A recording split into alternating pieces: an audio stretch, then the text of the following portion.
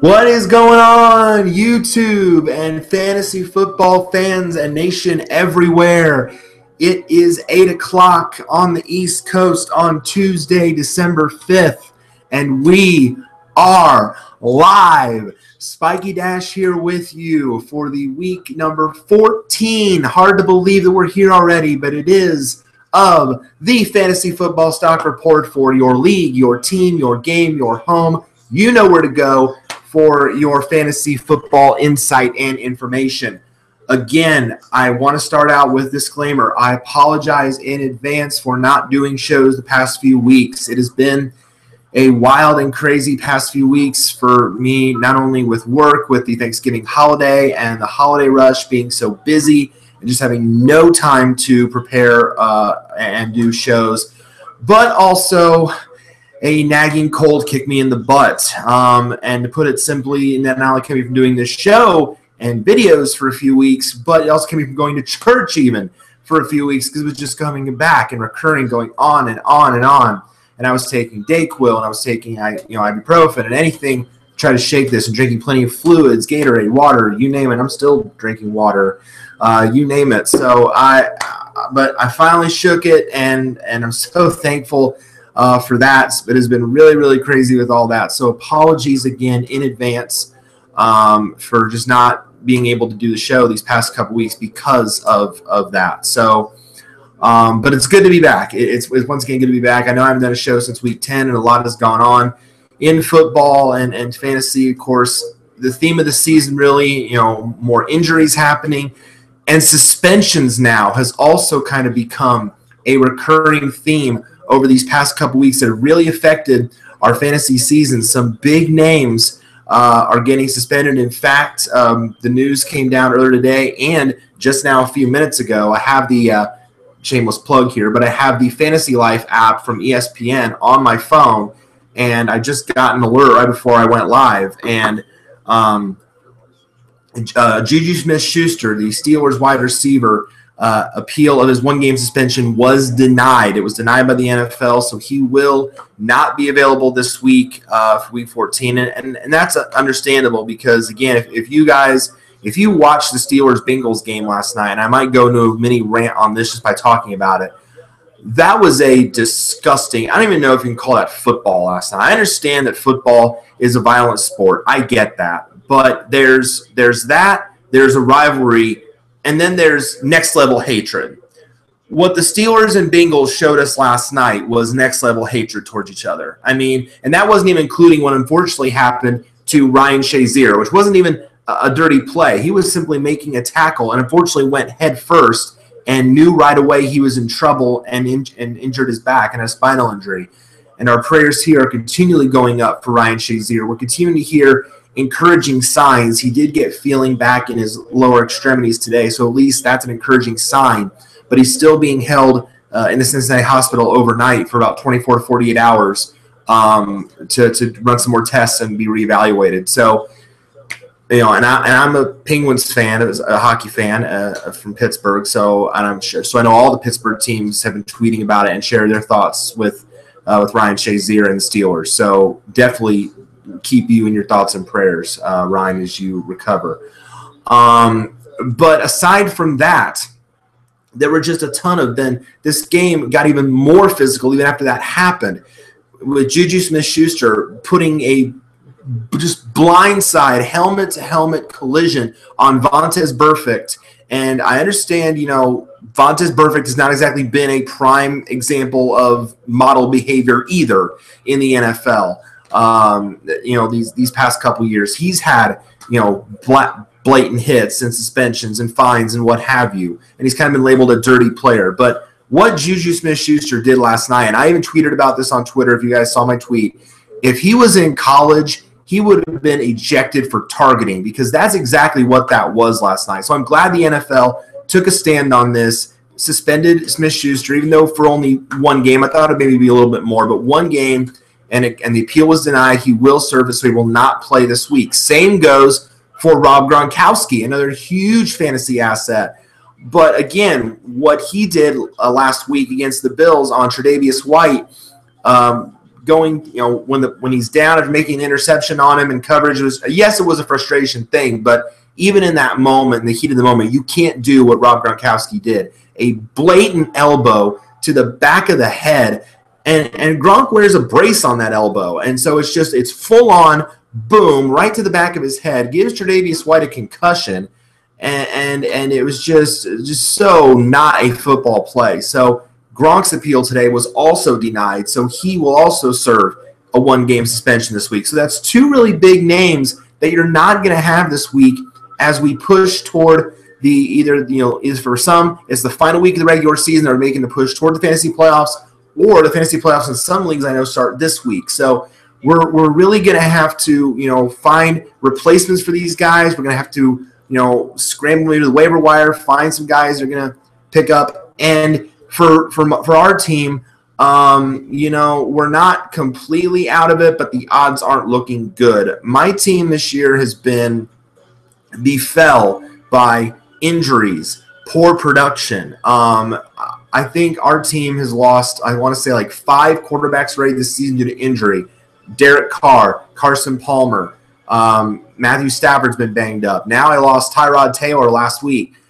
So it has just been a tough year at the quarterback position for us. The running backs, I've lost, Woodhead to injury, and I think I lost Marshawn Lynch to a suspension, and then other reasons. Then wide receivers, I lost Pierre Garçon for the year, and then tight ends. I lost Greg Olson. I lost Charles Clay for multiple weeks with knee injury. So it has been, injuries have taken a toll on my team this year. It's been a very, very tough year for our team.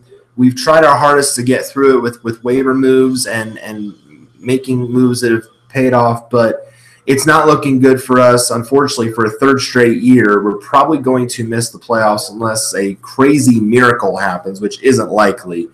I am trying to pick up guys who off waivers this week. They're going to try to that are projected for a lot of points because I really, really need it. But again, it would be a crazy miracle because here's where our team sits.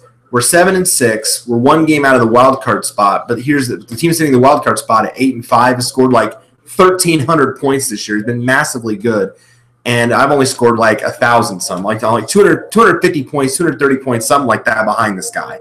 So unless my team just goes off and his team just sucks, which isn't likely, my playoff odds are 0.1%. If that tells you anything, that's probably not going to happen. So unfortunately for me, it is going to be a 3rd straight year where we don't make the postseason, but that's the reality of fantasy football. That's how tough this game can be. If when it's things like that are out of your control, you can pick the players you think will be successful. You can make the moves you think will be successful, but at the end of the day, even though you're the GM, you really don't have a whole lot of control of what happens on the field, and that's what makes this game so challenging. It is not easy by any stretch to win fantasy championships, and believe me, I know our teams. I've only won 2 titles now in 12 years, but I make the playoffs most of the time.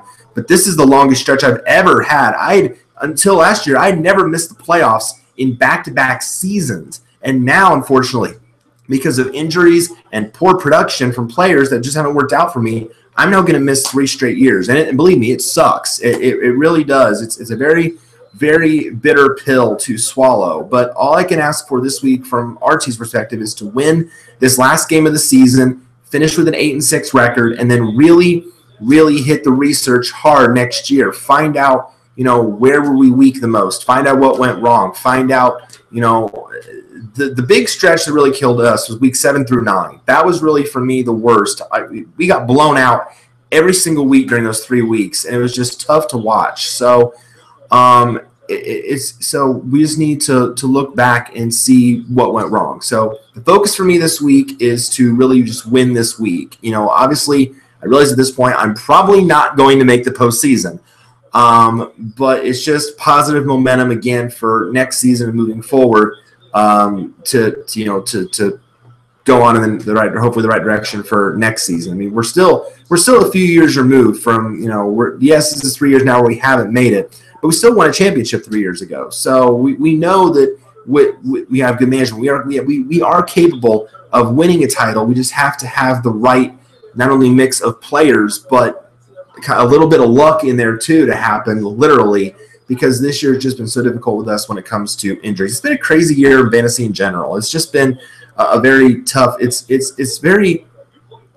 surprising to see a lot of good records in fantasy leagues this year. I think the best record in our league is 10-3, and I think that's even a little surprising. The guy that won our division, Martin One, who I lost to last week. I don't know how he's done it, but amazingly, he's one of the few fortunate that have had probably a pristine roster throughout most of the season. So if you're sitting in a good spot at this point in the season, good for you, and hopefully you now are either solidly in the playoffs or trying to make that late season push. And we are here this week to help you get there. So we got a lot of matchups to break down because, again, no teams on buys, so obviously that's not in the perception. So a lot of games to talk about, a lot of things to get to. So let's just go ahead and dive right into it, starting with the Thursday night game this week. And this game, to me, could really have a lot of fantasy potential this week because when these two teams usually get together, it is usually a very competitive game. It could sometimes be a high-scoring game. These are two very good offenses in the NFC South that could really – this could be the fantasy jackpot of the week. And I do have that listed here because it has that potential. I'm talking, of course, about the Saints and the Falcons. I mean, these two teams have been very fun to watch, especially from a Saints perspective. New Orleans just clicking on all cylinders, so much talent on offense, and the defense is vastly improved from years past. So they're getting better in that regard. And the Falcons, not exactly where we would think them to be. We thought maybe there'd be a little bit of a downfall from last year's Super Bowl final season, but not like this. But still in the hunt in the AFC South. They're 7-5, still in the playoff hunt by all means. And this could be a very entertaining game. In all honesty, really in this game, I don't think you can really, sit anyone that you would normally rely on in this game. I have no other starts of note. I have no other sits of note. If you have a player on New Orleans or Atlanta that you normally rely on in your fantasy lineup this week, by all means, play them.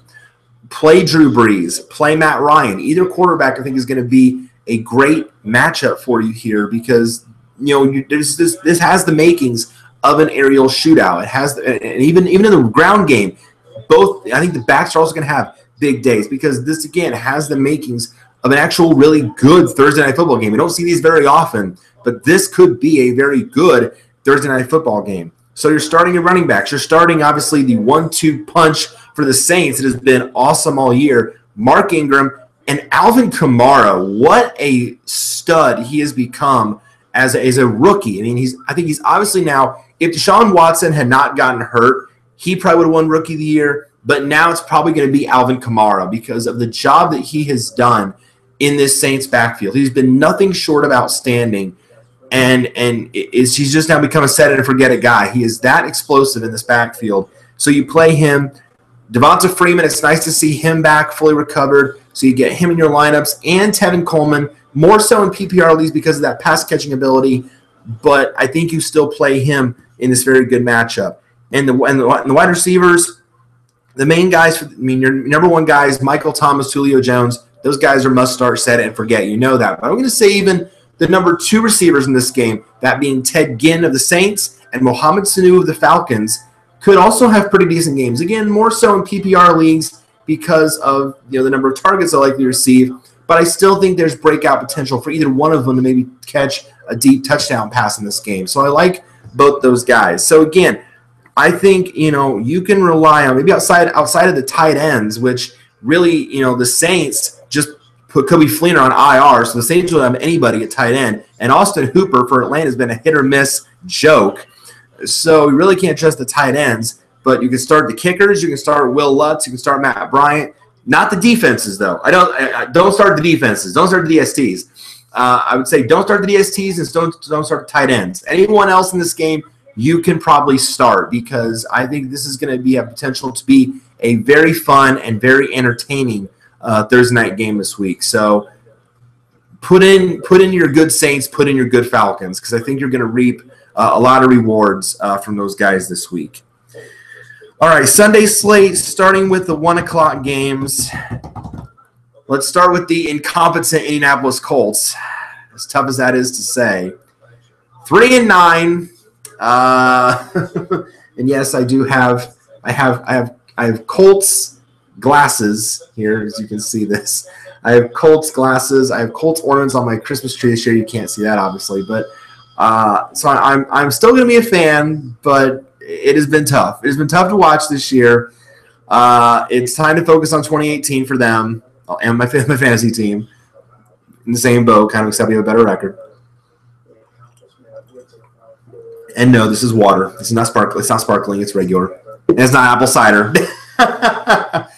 I will say I don't know for sure if trying to chug a half gallon of apple cider was the cause of my cold. I'm not gonna verify it exactly, but it might not surprise me. Like I said, that's why I'm never doing that again. So yeah, the Colts though gonna focus on next year. Again, not much of the play for at this point except for pride or being a spoiler. So. Going up against the Bills this week, and the big question marks surrounding the Bills. Actually, there's a lot of question marks surrounding the Buffalo Bills. One, of course, being the health of Tyrod Taylor. Now, we saw him last week leave the game. He was getting beat up most of the game against New England, which is expected because New England is very good. Their defense has been improved of late, and really it frustrated him most of the day. But he left with a knee injury, and it did not look very good at first. But the reports we got back were that it was not a serious knee injury for Tyrod Taylor, which is good. But then Sean McDermott came out and basically said, well, Tyrod Taylor is our starter as long as he's healthy. Not exactly a ringing bell of endorsement for Tyrod Taylor. So there is still a chance this week that, unfortunately, Nathan 5-pick Peterman could get the start this week, as we saw in his only appearance this season.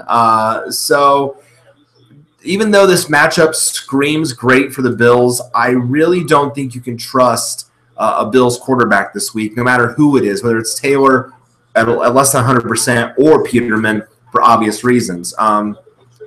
And the Bills have already put one of their receivers on IR, Jordan Matthews. So he has been placed on IR.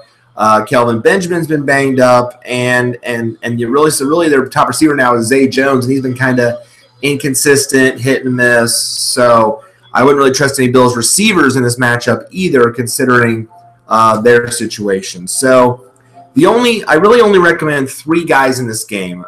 This one could be really ugly real quick. For the Colts, Frank Gore continues to defy us all and defy his age. I mean, He's now 5th all time in NFL I believe scrimmage yards, just rushing yards in general. He passed. Let's see, who did he pass last week? I think it was the guy from Pittsburgh. I think Franco Harris, and then he passed Ladainian Tomlinson for 5th all time. So huge accomplishment for Frank Gore. He's on my team. I'm not starting him this week because I had better options myself, but he continues to put up a consistent number of points, and more importantly, continues to outtouch and outshine Marlon Mack, who looks more like a bust in his rookie season every single week. So, hence now why he is on. You can't see it, but hence now why Marlon Mack is on my no draft list. Yes, this is my no draft list here behind me. These are my fantasy poisons. Okay, this is players that I personally am no longer going to draft. A Denver offensive player, because Denver players now mainly suck, especially with no quarterback. Baltimore players, because they're so flaking inconsistent. I have no idea what they're going to do from week to week. Injury-prone players for obvious reasons. Old players, like players that are past their prime, but maybe not Frank Gore. Wisconsin running backs. I have been doomed over the years by running backs out of Wisconsin that go to the NFL. Guys like Monty Ball and it's players like that, and Ron Dane, and what have you. No, I can't stomach that anymore. And then a player with off the field drama, obviously don't want that, like a T.O. or an Ocho Cinco. No. And then I've added a lot of lists to the names this year. Again, C.J. Anderson, always been a bust for me. I mentioned Marlon Mack. Danny Woodhead is on this list now because either A, he didn't get enough work, or B, he's injury prone. Nelson Aguilar, done with him. I mean, again, mainly Bus City because I get the targets in that offense. I put on here any New England running back, but that's only because you don't know what running back's going to get the bulk of the work every week. You probably don't want to draft one until you find out who's going to get the bulk of the work. So I wouldn't recommend drafting in the future. And Corey Davis from Tennessee. I mean, yes, he's a rookie, but for gosh sakes, it's just he's been a disappointment. So I can't trust him to actually see something out of him. But Frank Gore does continue to defy the odds, and he's at least going to give you value. So because of volume alone, so he's still a must start. And I'll still say that Jack Doyle at tight end is a must start, but very much more of a back end tight end one because again, this Colts offense is just so rough, and they're having a hard time keeping Jacoby Brissett upright on the offensive line. Gee, what a shocker! And it's just so he has been a security blanket for Brissett, but the targets weren't there last week. He only had 1 fantasy point. 1. So I'm not keeping on my team this week because there's better options out there. So I think I'm going to try and get Cameron Brate back actually, since Jameis Winston's back as a starter. So he's still a starting option, but very, very risky one at best. The only bill I can recommend is LaShawn McCoy at running back. Obviously, I mean he's a set it and forget it play. But you're sitting, as I mentioned, whoever plays for quarterback for the Bills. Taylor banged up, Peterman sucks. Wouldn't trust either one. I mentioned the Bills wide receivers not looking right. You can't play Jacoby Brissett at quarterback. I mean, not at this point of the season. Not against this very good Bills secondary, and not during this time of year. I can't even recommend him as a QB2. And the Colts wide receivers, I can't really recommend them either because, again, with Brissett under center, they really haven't given much in terms of big fantasy value, except for T.Y. Hilton, who occasionally breaks out, but he mainly does so at home. Here, though, he's on the road this season, he has not been very good in terms of fantasy production. So, but if you can't afford to sit T.Y. Hilton, then okay. But he's a risky wide receiver 3 at best because he's on the road and a tough matchup. And again, Marlon Mack, don't get cute. I mean, it's just he's not getting the majority of the touches. He's not getting the work. He is more the future in this Colts offense, not the present. So don't get cute with Marlon Mack. Not at this time of year. Oh my gosh, I'm getting alerts like crazy. Oh, injury updates. Okay. See if there's anything relevant in here.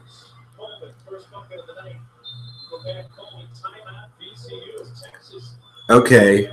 Mark Ingram, though, did not practice today with a toe issue. So right now he's listed as questionable. So keep that in mind for Thursday. So Mark Ingram, questionable with a toe issue, did not practice today. And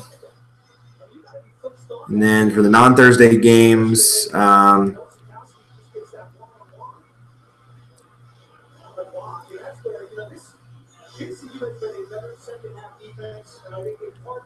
Alex Collins of Baltimore, running back, migraine, status unclear. Joe Mixon with a concussion he suffered Monday night.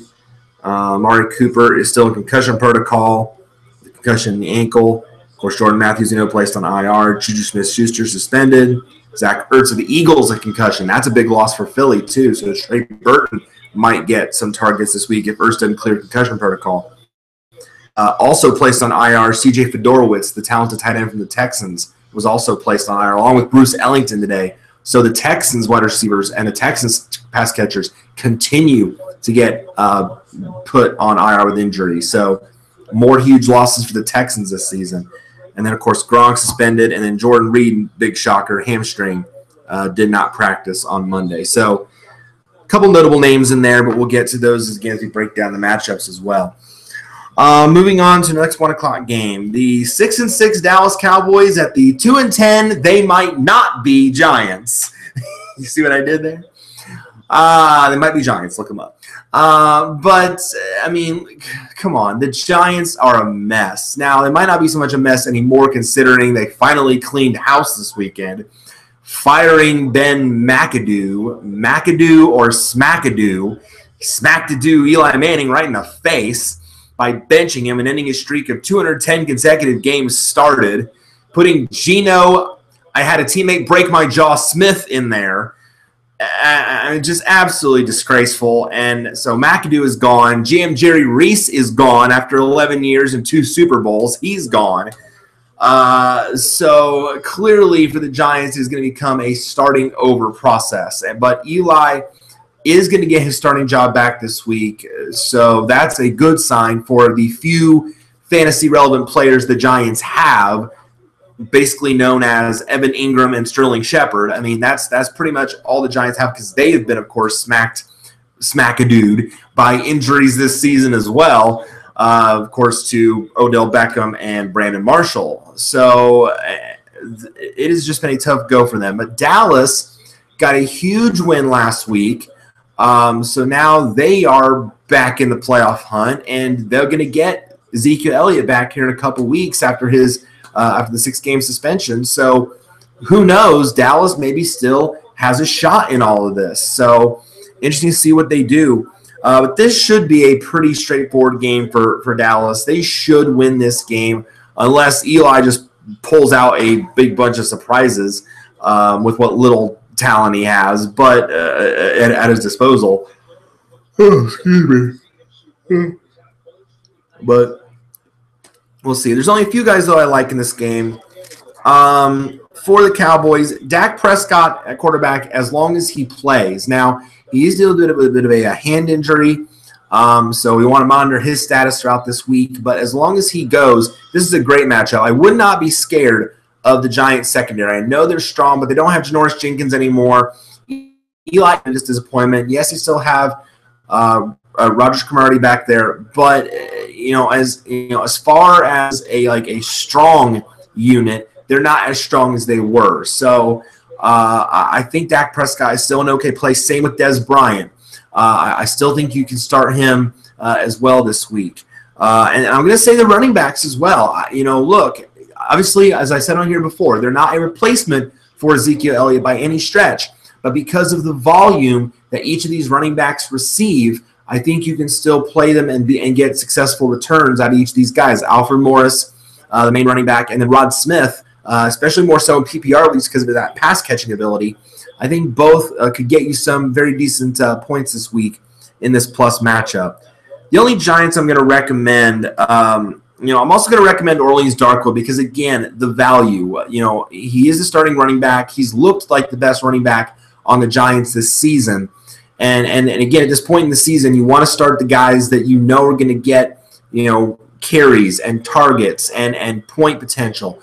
So you really want to have these guys in your lineup. So I think Orleans Darkwa is still a good play for you this week, maybe more so on the low end of the RB2 or flex side of things, but I still think a decent play. Evan Ingram is a tight end 1. I mean, he has just been absolutely outstanding in the wake of the Giants losing these top-tier receivers. And then with Shepard missing last week because of migraines, or the week before that, he has stepped up big. So he is a set and forget it tight end. And again, tight end this season has been a very unreliable position. It has been very hard to find elite tight ends this season that we can just set and forget on a weekly basis. But Evan Ingram now is certainly one of those guys. I'd say probably with him, Travis Kelce, Gronk when he's not suspended, which you won't have him for this week. And really that's it. Maybe briefly Austin Seferian-Jenkins of the Jets, briefly Cameron Brate of Tampa Bay.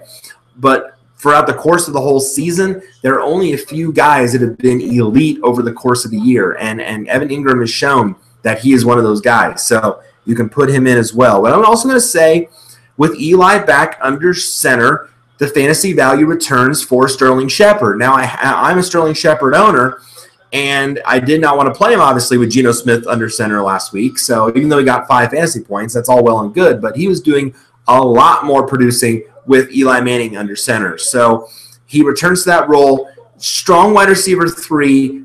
The wide receiver 2 upside is definitely there. Now, the Cowboys secondary is very tough with Orlando Scandrick back there. He's probably going to be the main guy on Sterling Shepard as a result. But I still think Shepard's going to win some of those battles and still put up some decent numbers. So not exactly an elite start by any stretch, but certainly one if you're hurting at wide receiver and need a decent play this week. Shepard could put out some really decent fantasy value. The only sit I'm going to recommend is Eli Manning, unfortunately, because of the tough matchup. Yes, he may have got his job back, but not an ideal matchup. Solid Cowboys secondary. I would just, for now, especially at this point in the year, I'd avoid it entirely because to me, I think this matchup is just too tough for Eli to get really any strong fantasy value as a result of that. Lions at the Succaneers. Tampa Bay just sucks. Let's be honest. We were expecting such big things from Tampa Bay this season. We were expecting maybe this could be the year that they would get back in it and turn around with Jameis Winston and Doug Martin and Mike Evans and Bray, and then the rookie tight end O.J. Howard and Deshaun Jackson. They signed Deshaun Jackson thinking, oh, this could be the year, and it really hasn't worked out. And again, injury though has been one of the main reasons, because Jameis Winston's been banged up, and Doug Martin was out, and now likely could be out again this week with a concussion. So then other guys have stepped up, like Jacquizz Rodgers and Peyton Barber. Peyton Barber had to step up and be the guy last week. So there's been, and then Mike Evans with 1 game suspension, and the fact that he's really been a disappointment this season. I drafted Mike Evans to be a first-round, second-round guy, and he hasn't really given me that in return, hence why I'm struggling this year, because we expect so much out of Mike Evans because he's normally a very reliable fantasy target, but this season he just hasn't put out the numbers we're expected to see of someone of Mike Evans' talent. So it's been very frustrating this season, but with Jameis back now, it looks like to full health. It looks like the shoulder is really not bothering him all that much. So he looks like he's back to full health. He made Cameron Brate fantasy relevant again. Oh my gosh. Welcome back, Cameron Brate. He had that horrible stretch with Ryan Fitzpatrick where he was not using Cameron Brate at all. He was more reliable on O.J. Howard and just not using him and the other receivers. But Cameron Brate had 2 touchdowns to Jameis Winston under center last week. So clearly there's a correlation like, oh, okay, Jameis Winston prefers Cameron Brate, Ryan Fitzpatrick prefers O.J. Howard. So I'm going to try and get Cameron Brate back this week as my tight end. I'm going to try and get Jameis now that I lost Tyrod Taylor. So I'm going to try and get Jameis Winston my quarterback, because this really is not a bad matchup for Tampa Bay. The Lions defense really has not been elite by any stretch of the season. They're okay. They're not exceptional by any stretch. And they do have a decent secondary, and Darius Slay will probably be on Mike Evans most of the game, so he might not put out those big numbers again. But at this point of the season, you can't afford to sit Mike Evans. You can't afford to sit someone of Mike Evans' talent. So even though I'm wary of that, Slay versus Evans matchup, I'm not going to sit Mike Evans myself, because I still think the reward outweighs the risk. I still think that someone of Evans' talent cannot be benched on a weekly basis, because if you bench him, you run the risk that maybe he does finally go off. So just the reward outweighs it. So that's always when you're making these lineup decisions, just think to yourself: does the reward outweigh the risk? With this player, I've relied on him all season, and it's week 14, and I'm getting either in the playoffs or close to it, or even if I'm playing spoiler, I've relied on this guy all season. Do I really want to risk benching him now? You really got to look at that with every decision you make. Does the reward outweigh the risk? That's always the question you want to ask yourself. So the obvious guys, I love the wide receivers in this game. I think the wide receivers are going to have potentially really good returns this week. For the Lions, the 1-2 punch of Golden Tate and Marvin Jones. I mean, these two have been the stars this year. Kenny Golladay is more or less the third wheel. But number one, he's a rookie, and number two, he's been dealing with a hamstring issue most of the season. So, yeah, he had that one breakout game early in the year, but after that, he's really kind of faded into oblivion. So these are the two guys you want to have in your lineups. They have been the rock for Matthew Stafford this year, so get him in your lineups this week. For the Bucs, again, Mike Evans, Deshaun Jackson. Now, I will say about Jones and Jackson, I like them more so in PPR than I do in a standard league because of their volume and the targets and what have you. But still, I think they're at least a wide receiver 2 or 3 borderline in standard leagues, but a higher upside wide receiver 2 in PPR because of the volume of targets they're going to get. I will say those again. Start the two guys I mentioned. Start Jameis Winston. Start Cameron Brate. Winston showed no signs of discomfort. I like him as a QB2 with upside this week. Again, especially if you're at a pinch at quarterback like I am, losing Tyrod Taylor potentially and not being 100% healthy and may not even start this week. Then if Jameis Winston's out in your league, pick him up in this matchup. So I like him this week. And again, Cameron Brate is back and scored 2 touchdowns, back to maybe being a reliable, at least low-end tight end 1. So get Cameron Brate back in your lineups. The sits, I know it's tough, but I would say sit Matthew Stafford. I know that's tough because he did have a good game last week, but he's been so banged up this year. And I know Matthew Stafford is a TG. He's a tough guy. He usually plays through injuries a lot. But again, the reward outweighing the risk. At this point in your fantasy season, is it really worth it to start a banged up Matthew Stafford with an ankle issue, with that now got his hand stepped on last week? Is it really worth the, and again, with your hand, you got to be able to grip the football and throw. Is it really worth the risk over the reward of playing Matthew Stafford in week 14? And for me, I say no. So I moved on from Matthew Stafford. I would not trust him. There's better options out there. I would not play Matthew Stafford this week. Even though the matchup is great, I think the risk here outweighs the reward. I mentioned Doug Martin with that concussion. If he plays, very risky RB2 for me.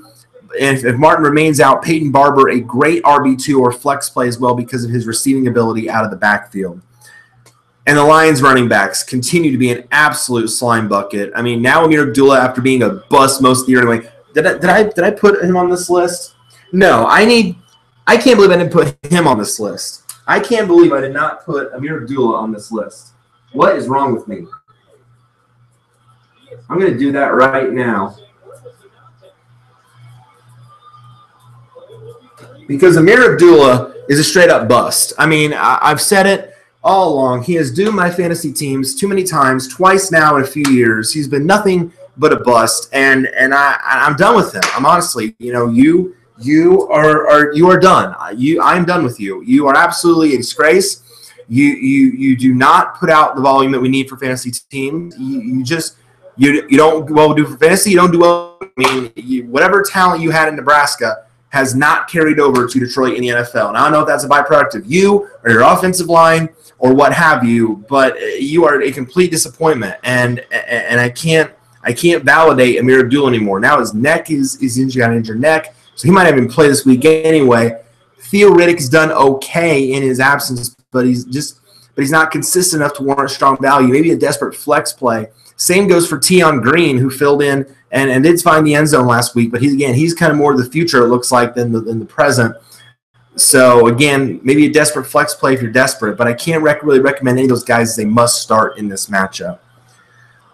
The Raiders at the collapsing Chiefs are falling down. Kansas City Chiefs. Let's laugh about the Kansas City Chiefs, shall we? They started the year 5-0. They were the toast of the NFL. Everyone was singing their praises. Hey, Kansas City, they're the team of the year. Da, da, da, da. We are the best in the NFL. We are the team to beat now. We're number one. We're number one. Oh, Alex Smith is good now. Patrick who? Why did we draft that guy? Kareem Hunt's a stud. Oh, Tyreek Hill's a stud. Oh, look at what Kelsey's doing in the end zone. Oh, how cute. We were all just oohing and eyeing and drinking the red Kool-Aid of Kansas City.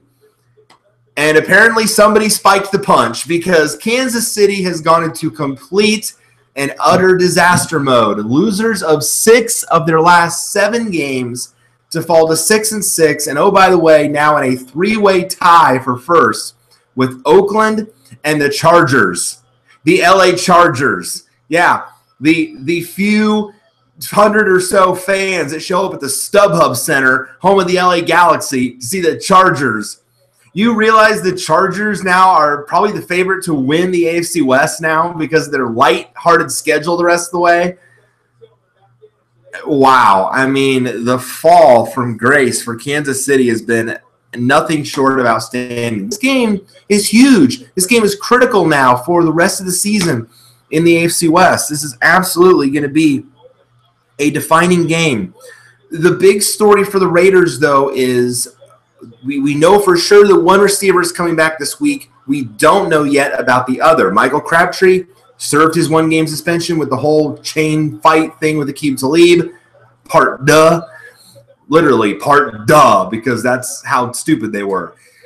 So he served his time. He'll be back this week. Now, Amari Cooper, as we just read with the Fantasy Life update, with Amari Cooper, he's still in the concussion protocol. So, and I read on CBS Sports that it was just the ankle they were concerned about now, but apparently he is still in the concussion protocol. So his status is still very much up in the air for this week. So that could still be a huge downside for Derek Carr in this offense.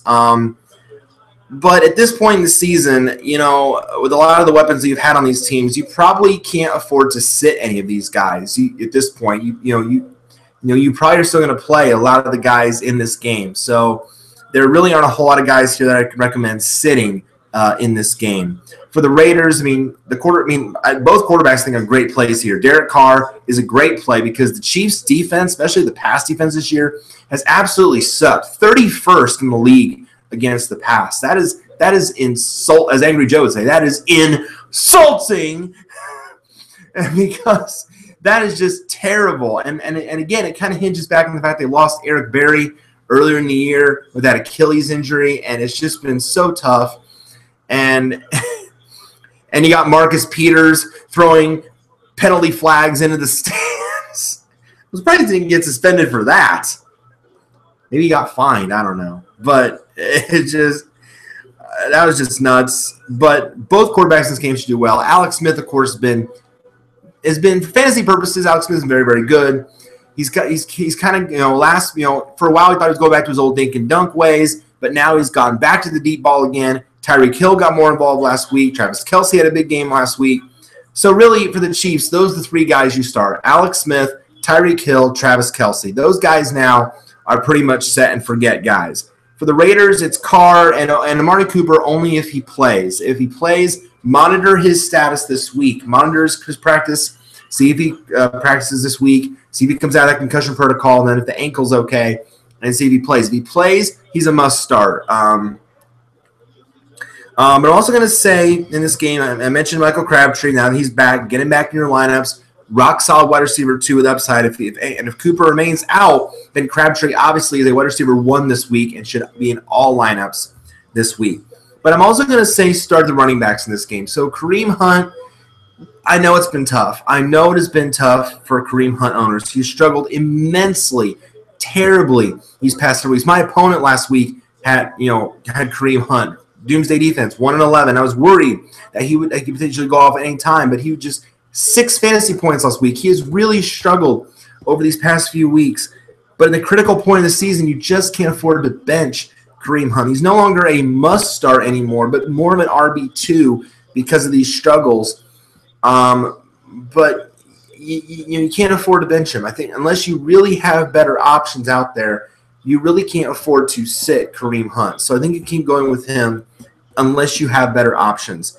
And Marshawn Lynch, oh my gosh, the Raiders are finally starting to use him more. Early on in the season, he was a complete and utter disappointment.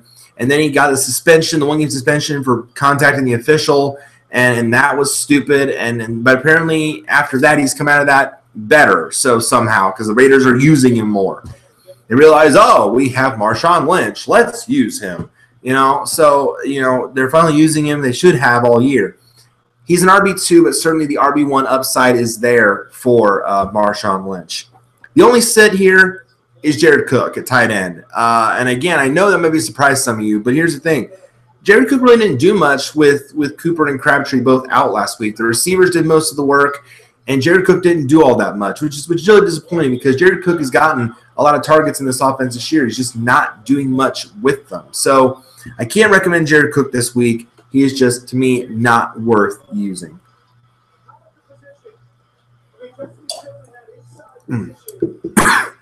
Oh, excuse me. All right. This next one, there's not much to say.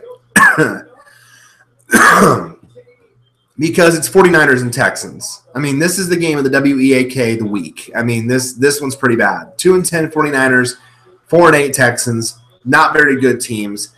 Tough for me being a Houston supporter to see, all the injuries that happened to the team this year, from Watson on down to Watt to Merciless to now Ellington to Fedorowicz, Fuller. I mean, it has been a literal hellish year for the Texans this year in terms of these injuries, just derailing their season. So there's really not a whole lot of guys you can really play in this game to get strong fantasy value. There's only 4 really. For the 49ers, it's Carlos Hyde at running back and Marquise Goodwin at receiver. He has been nothing short of outstanding these past couple weeks. Ever since I say this every week, but ever since Pierre Garçon went down with that season-ending neck injury, Marquise Goodwin has stepped in and become the number 1 receiver and is consistently getting targets and fantasy points. I believe in the last 4 games, Goodwin has at least 6 fantasy points the last 4 games. It's been a huge asset for me and my team as well. So Marquise Goodwin is a surefire as anything start in this great matchup because the Texans secondary is nothing special. And then for the Texans, really the only 2 guys, Lamar Miller running back and DeAndre Hopkins at wide receiver. The Texans really don't have, at this point in the season, losing Fuller, Ellington, and now Fedorowicz, they don't have much in the way of wide receiver. I mean, they have Braxton Miller, but he's really been nothing special. I mean, it's mainly been DeAndre Hopkins now has been asked to do a lot more in this offense. So he's still going to be a must-start guy because of sheer volume alone. The only sit here I'm recommending is both quarterbacks. I mean, come on. It's close to fantasy playoffs or in the playoffs at this point. You're not playing Jimmy Garoppolo. You're not playing Tom Savage. Don't do it. Packers and Browns.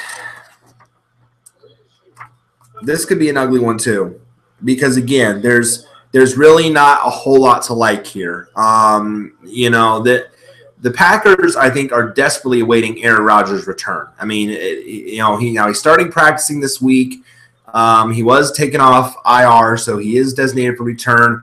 It'll probably be week 15 next week, and the Packers will probably still be in the playoff hunt because they'll probably win this game. They'll get to 7-6, and they'll still be in the mix. So this could not come at a better time for the Green Bay Packers to get Aaron Rodgers back and be right back in it. Not that Brett Hundley has not done a bad job. He's not done a atrocious job by any stretch. He's done okay, but not – he's kind of like Jacoby Brissett. He's done okay, enough to run the ship and not run it aground.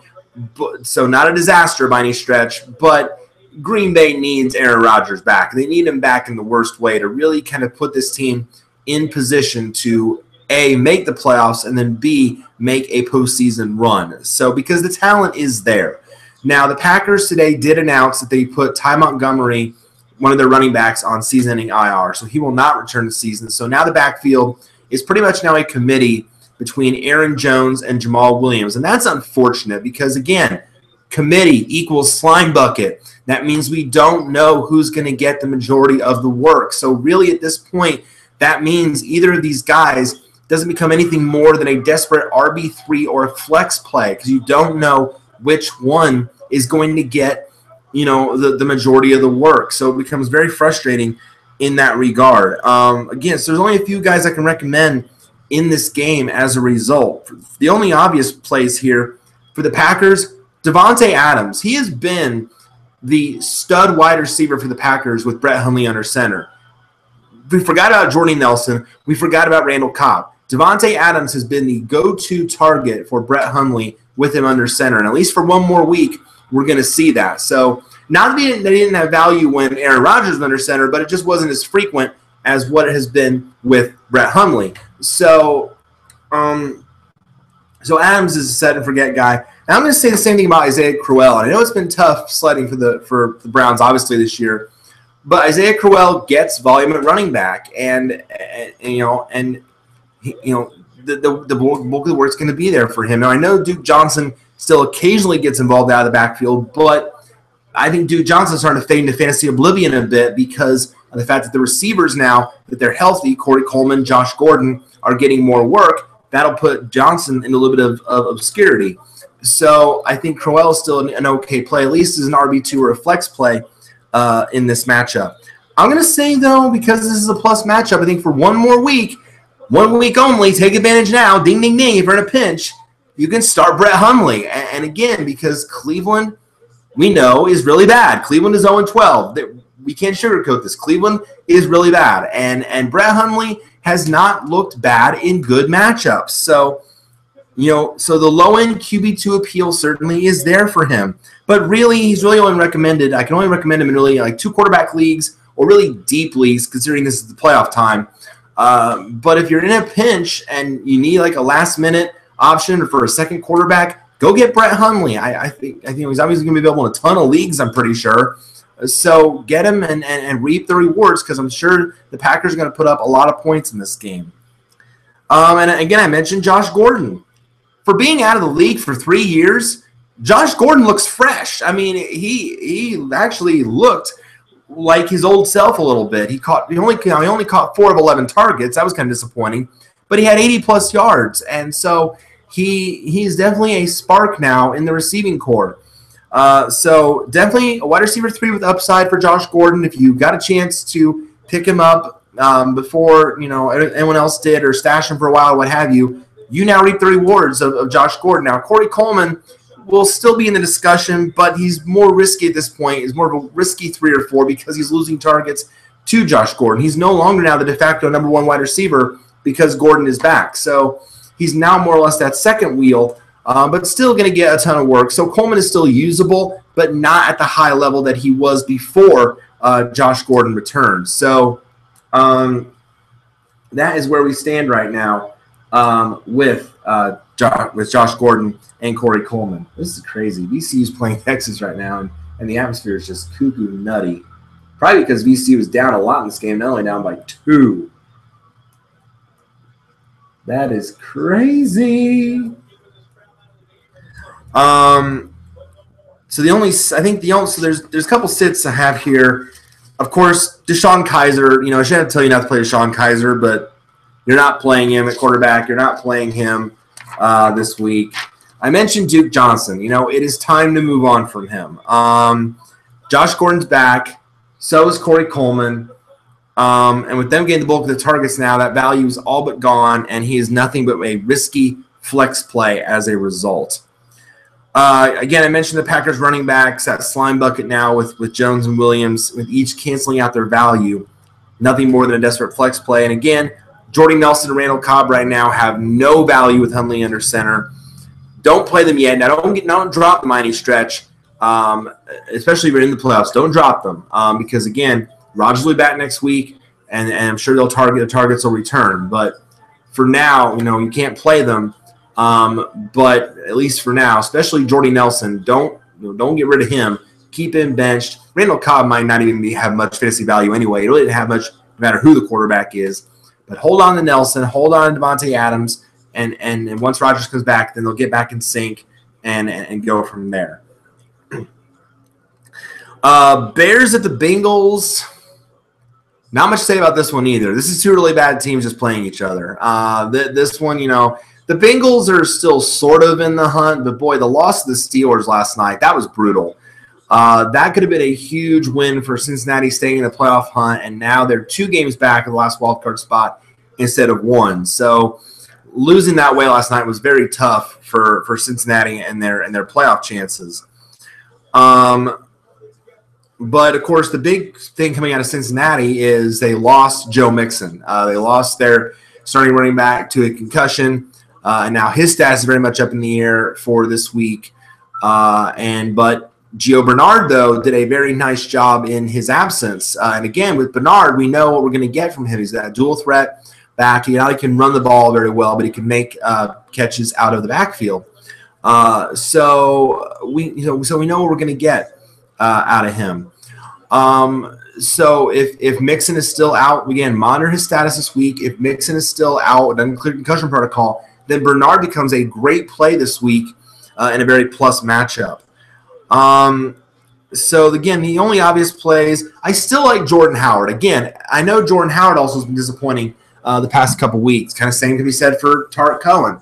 But Jordan Howard, again, at this point in the season, again, does the risk outweigh the reward? And I think at this point you cannot afford to bench Jordan Howard because he's mainly been good for your team instead of bad. He's had a couple rough weeks lately, but at this point in the season, I don't think you can afford to bench Jordan Howard. So I think you would still go with him, keep him in your lineup, and play him this week. The Bengals, right now, they're two studs. Of course, A.J. Green. A.J. Green had 2 touchdowns last night and should have had a third. He should have had a third, but the refs called an egregious holding penalty on Bernard on that touchdown. And I was just about to type on Twitter, A.J. Green is really good at football. Like, I was about to really tweet out that, he's putting out these buku numbers for fantasy teams, or the fantasy owners of A.J. Green doing a jig in their living room. I mean, using the line from Nate. I mean, it was just, but got taken off the board because that holding call. I'm like, oh, man. But A.J. Green, to play A.J. Green. I don't have to tell you to play A.J. Green. You guys know that. And also Tyler Kroft at tight end, who I mentioned on here, is doing a very nice job filling in for Tyler Eifert with him being out. So Tyler Kroft did a nice job filling in for him. He's continuing getting very good targets. So keep playing Tyler Kroft as a low tight end 1, tight end 2 area as well. I'm going to say, though, you can start Andy Dalton in this game. Dalton looked very impressive against the Steelers, very, very solid. And, again, the Bengals are at home where they tend to play better and gets a Bears defense that, yes, they can force mistakes, but not really on a consistent basis. And they're playing at home. Green, Kroft, Bernard getting more involved. To me, the QB2 appeal is there with Dalton this week, but the QB1 upside certainly is there if you're in a pinch. So if Andy Dalton by chance is somehow available in your league this week and you need a quarterback, pick up Andy Dalton. I think he's going to be a very solid play this week for you. And again, I mentioned Giovanni Bernard. Joe Mixon may not play this week. Monitor his status. Monitor if he comes out of the concussion protocol. He took a pretty nasty hit, again, in that physical game with the Steelers last night. So monitor his practice status throughout the week. See if, what's going on with him. And if he's out, then Bernard becomes this focal point in the backfield. You really don't have anyone much to challenge him there. So he looked impressive in that role against Pittsburgh. He's going to eat up the touches. To me, high-end RB2, serious upside if Mixon is out. So the sits then, if he's out, then you sit Mixon. If he plays, he's an RB2, but if he's out, you sit him. And, of course, Bears quarterback Mitchell Trubisky, not in the playoffs, not against the Bengals, it's not at this point in the season. Vikings at Panthers this week. This could be a very telling game in the NFC playoff race. This one is going to be, it's either going to be really entertaining or really ugly because not only do we know both these offenses can score points, but also these are two very good defenses, especially the Vikings. With that secondary being so strong and that defensive line being very good and just all around a very strong defensive unit. But Carolina's playing at home, and that kind of gives me pause a bit because Carolina does tend to play very well at home with that crowd and keep pounding and all that noise. So it's very intense there in Carolina. So this could go either way. So I do like a lot of guys in this game, and there are also some guys because of the matchup that I don't like. For the Vikings, though, Case Keenum, I mean, if by some weird, wild chance that Case Keenum is available in your league, 1, why haven't you done it? And 2, why is he still available? 3, why is Case Keenum still available in your league?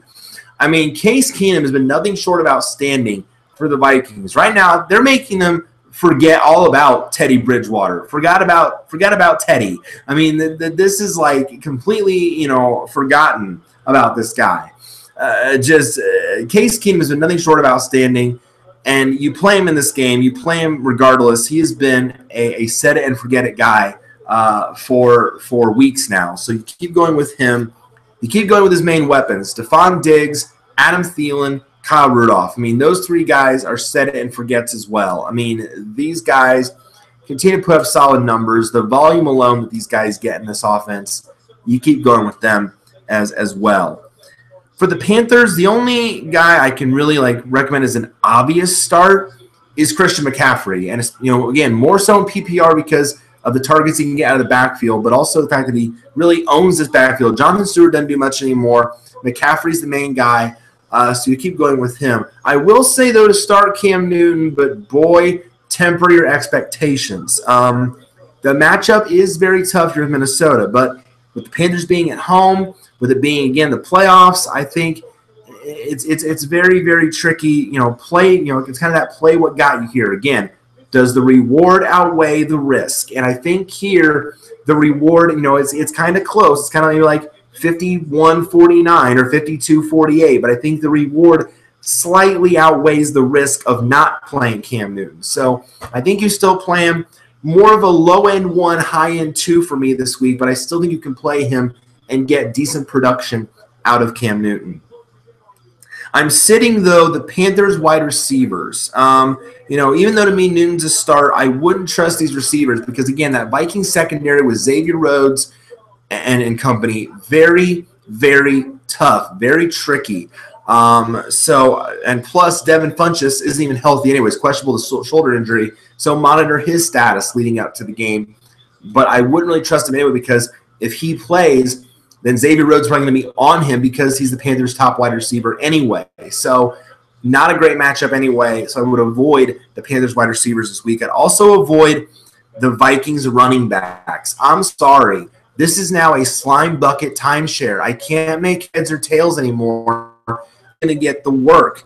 Some weeks it's Latavius Murray. Then some weeks it's Jerick McKinnon. Then some weeks they both do equal stuff. I don't know anymore. They're both now very touchdown dependent, very expendable players, and it's just frustrating at this point in the season. So, you could own one guy and the other guy goes off. It's happened to me. I was a McKinnon owner for a while, and they started doing nothing, absolutely nothing, because Latavius Murray was getting all the touchdowns and all the majority of the work. So it was frustrating. So neither is recommended. Both are just risky flex options, especially in this tough matchup, because you don't know what guy is going to get the bulk of the work. That's the most frustrating thing about a committee, a full-on blown-on timeshare, because you don't know who's going to get the bulk of the work. So it's just painful. All right, afternoon games. Washington's at the Chargers this week. I like a lot of the guys in this game. We're kind of going to go rapid fire in these last few because we know I'm already an hour past here. A lot of guys I like in this game. You can start a lot of the guys that you own for Washington. Kirk Cousins at quarterback. Samaje Perine at running back. Obviously, now he's pretty much the only option they have with injuries taking their toll, with Kelly on IR, Thompson on IR. It's Perine's backfield, so keep going with him. Josh Doxson has looked actually really good these past couple weeks. Yeah, the yardage hasn't been impressive, but he's found the end zone the past few weeks, which is very good for fantasy. So I got Josh Doxson back on my team. It's great to see him on the field and great to see him getting in the end zone. So yay, Josh Doxson. I'm happy for you. I really am. So you play him, and Jamison Crowder still getting a ton of targets in this offense as well. You play him. A lot of Chargers I like this week because, again, the Chargers – to me, are looking like the favorite now to win the AFC West. Phillip Rivers, Melvin Gordon, Keenan Allen. Those three now become pretty much set and forget guys. But I'm going to give you two more. Austin Eckler, the kind of now taking on this Danny Woodhead role in for the Chargers. This PPR flex play, very strong here for him. He's starting to get a lot. He's not threatening Gordon by any stretch, but he's still getting a lot of work. So, again, if you're desperate at running back, maybe a guy you pick up and put it as a RB3 or a flex play to get those targets. And Hunter Henry at tight end, as long as he plays. He's dealing with a bit of a knee injury, but he's starting to look more like a tight end one. So as long as he plays, I think you play Hunter Henry. The only sit I have listed here is Vernon Davis for Washington at tight end. Again, Jordan Reed dealing with that hamstring, will likely be out, just not targeted enough in the offense to be productive. I would not play Vernon Davis with your playoff or fantasy season on the line. Jets are at the Broncos. Again, not a whole lot to like here, aside from the fact that, there's only a few guys on the Jets that I like. The Broncos are an absolute dumpster fire. They're completely atrocious, and there's really not a whole lot to like here in terms of fantasy value. The Jets, though, I like the receivers. Robbie Anderson and Jermaine Kearse has looked really good the last 2 weeks. Again, more so in PPR leagues because those targets, the volume that he eats up. But he's done a lot with them the last 2 weeks. So, again, if you're hurting a wide receiver and Jermaine Kearse is by chance out there in your league, pick Jermaine Kearse up. and get him back in your lineups this week as a wide receiver 3. And I'm going to say again, Austin Seferian-Jenkins, still a reliable tight end, at least on the high-end tight end 2 scale. I think he's still a good play for you, so you play him here. I can't recommend any Broncos. I'm sorry. They're that terrible. I mean, the quarterback play is atrocious. All 3 of them, Trevor Siemian, Paxton Lynch, Brock Osweiler, are bad. We know this. And the running back situation is a slime bucket. And the receiver situation, because of their poor quarterback play, Demaryius Thomas and Emmanuel Sanders don't put out the numbers. So it's not there. So I sit any Broncos skill player. They're a dumpster fire. You don't play any of them. But I'm also going to say sit Josh McCown, and I know that's tough to hear, but here's the thing. Denver still has one of the toughest secondaries in the NFL. They're still very tough. So for me, McCown is more of a risky QB2, but still usable if you're in a pinch.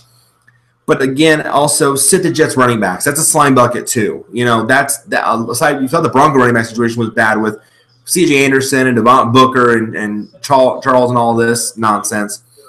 The Jets are even worse with Matt Forte, Bilal Powell, and Elijah McGuire all getting work. That's a mega slime bucket. You want no part of that.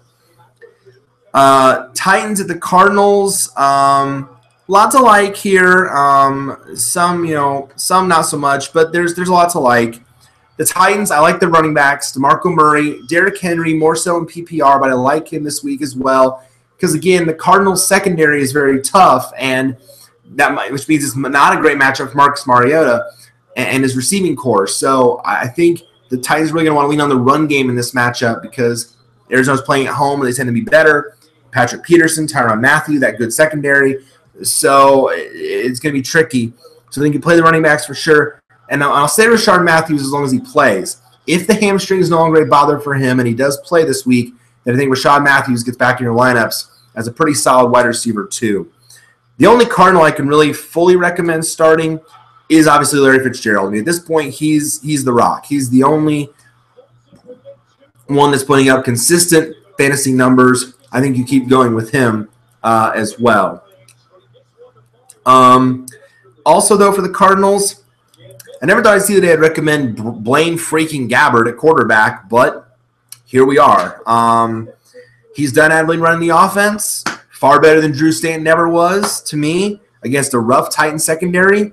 The low-end QB2 appeal certainly is there for Blaine Gabbert. And Ricky Seals-Jones. Who? Yeah, exactly. Who? We didn't know who this guy was a few weeks ago at tight end, but here he is. He's emerged as a fantasy factor these past couple weeks getting involved in the offense, so it's kind of time to take him seriously. If you're hurting at tight end, he's a tight end too with upside. I'd sit, though, again, I mentioned I sit Mariota this week. Risky QB 2-3 play against a secondary.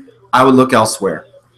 I mentioned Corey Davis. Yeah, he's a bust this season, okay? He's a rookie, and he's a bust. Don't get cute. The breakout is not going to happen, not this season. So, for now, he's a bust.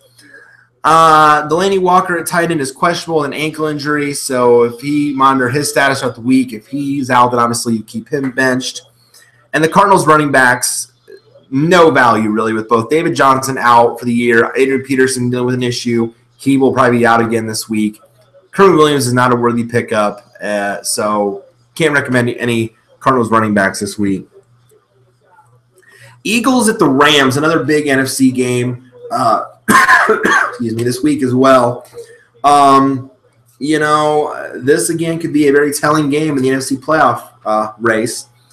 But again, because these defenses are both so good, I only like a few of the guys in this matchup. I will say, for the Rams, Todd Gurley, the only running back I can really recommend in this game is Todd Gurley of the Rams, because he gets the volume, he gets the sheer work, and he just takes it. So I can recommend him, and I'm going to say a lot of the wide receivers too. For the Eagles, the only I can really recommend is Alshon Jeffrey.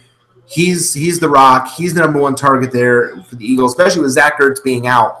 He's going to have to rely more on targets and work. So he's going to have to pick up the slack. But for the Rams also, I like Sammy Watkins, of course, wide receiver, and Cooper Kupp, more so in PPR because, again, Robert Woods out with that shoulder injury. So Watkins and Kupp are going to step up and really get a lot of work in this game as well. I say, though, this week, and I know this is probably tough for you to do. You probably can't afford to sit these guys, but if you can, sit the quarterbacks. Sit Carson Wentz, sit Jared Goff. And I know that's tough for some of you to do at this point in the season. But again, temporary expectations. The Eagles and Rams are both very, very stout defenses. This, again, could either be an ugly game or it could be one that gets to a shootout. So just temper your expectations, though. Wentz goes on the road for a second straight week. Struggled greatly against the Seahawks last week on the road in Seattle. So to me, a low-end QB1 but may only put up QB2 numbers, so be aware of that. As for Goff, again, you might not be able to afford to sit him, but the Eagles' defense presenting this very tough challenge. To me, a QB2 at best. And again, the other Eagles wide receivers, again, Nelson Aguilar on my list. Torrey Smith, they've kind of gone back to sucking, as they usually do, so they should sit on your bench or remain on waivers. The Eagles running backs, they become a slime bucket since they got Jay Ajayi. I mean, we all see them at some point at the game. Him, little Garrett Blunt, Corey Clement make up this three-headed monster. We don't know who's going to be used at what time. So, especially in this tough matchup, avoid. Seahawks at the Jaguars. Again, not a whole lot to like here. I think, though, in this game, though, you probably don't want to play wide receivers in this game because of the fact that these secondaries are both really, really good, especially the Jaguars secondary. No. So, again, it's very tricky with this Jaguar secondary. Very tough, and I don't think you can play the receivers there. The only obvious starts here, Russell Wilson for the Seahawks, I still think is an okay play because, again, that running ability that he has and still get the opportunity to put up points, I think is still there. So I think you can play him. The only Jag I'm going to recommend is Leonard Fournette. Again, on the ground, they're going to want to run the ball with him because, again, that secondary is going to be on Marquise Lee and Dede Westbrook and these guys in the receiving core. So just keep rolling with Leonard Fournette. But I will say if you need help at running back, if you need the depth, if you need help, Mike Davis. Yeah, Mike Davis. Maybe we finally got it all figured out in the Seattle backfield. Finally. Where Thomas Rawls, Eddie Lacy, C.J. Prosise, J.D. McKissick, and Chris Carson have either all failed or been injured. Sounds like my fantasy season. Davis may have emerged as a running back to own. It's a tough matchup, but as an RB2 or flex here, you could do worse. So I'm going to try and get him in my league this week, and hopefully I do, and maybe put him in this week as a strong play. Besides also sitting the wide receivers, sit Blake Bortles. I mean, you cannot play quarterback against the Seahawks. Which is, you just saw what they did to Carson Wentz, or did not do. Just like really shut him down. What Carson Wentz did not do, he didn't do much of anything because the Seahawks shut him down. So you can't trust that. And you can't trust in the playoffs. So do not play Blake Bortles. The Ravens are the Steelers on Sunday night. Again, the big story, of course, here is no Juju Smith-Schuster. So Martavis Bryant will come in and play that number 2 receiving role again. Again, if by some chance he's available in your league at wide receiver, pick up Martavis Bryant. He's going to be huge in this number 2 role for the Steelers. The obvious plays for the Steelers, you know who, the Killer Bees. Big Ben, Bell, and Brown. You know this. You don't need me to tell you this. You put those guys in your lineups every single week. The only Raven I can recommend, though, is Alex Collins as long as he plays. Alex Collins, the running back, is dealing with a bit of a migraine issue, kind of like the same thing that plays Sterling Shepard and other guys. So monitor that throughout this week, see what happens. Again, we got the Fantasy Life update on that he's still dealing with that. So monitor that this week. If he's a full go, you play him as you normally would. But again, I mentioned Martavis Bryant.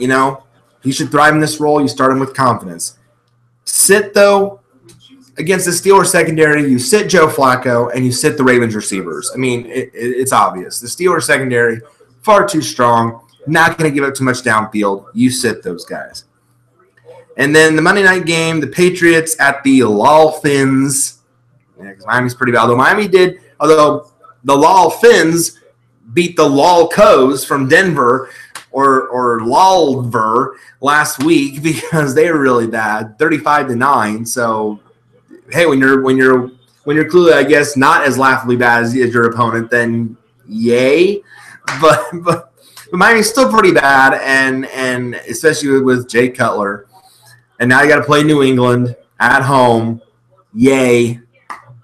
Good luck with that. But there's still some appetizing options here. For the Patriots, I mean, again, you know who to set and forget here.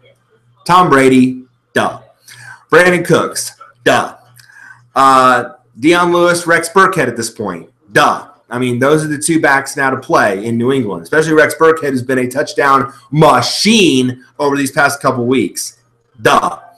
And Danny Amendola, again, more so in PPR, but because Chris Hogan's out, he's now the number 2 receiver, so kind of a duh.